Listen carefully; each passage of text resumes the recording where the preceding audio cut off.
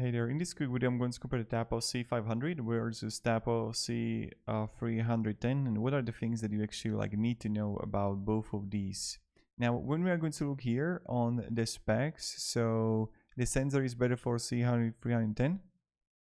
and but also it's good for C500 and then this is like the tile, the lens there. Field of view is better for C310, you can see it right here by diagonal, horizontal and also the vertical.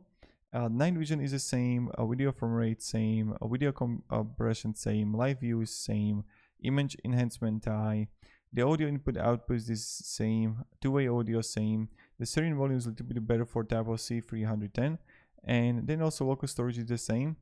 and you can have AI detection, which you can have more things here for Tapo C310,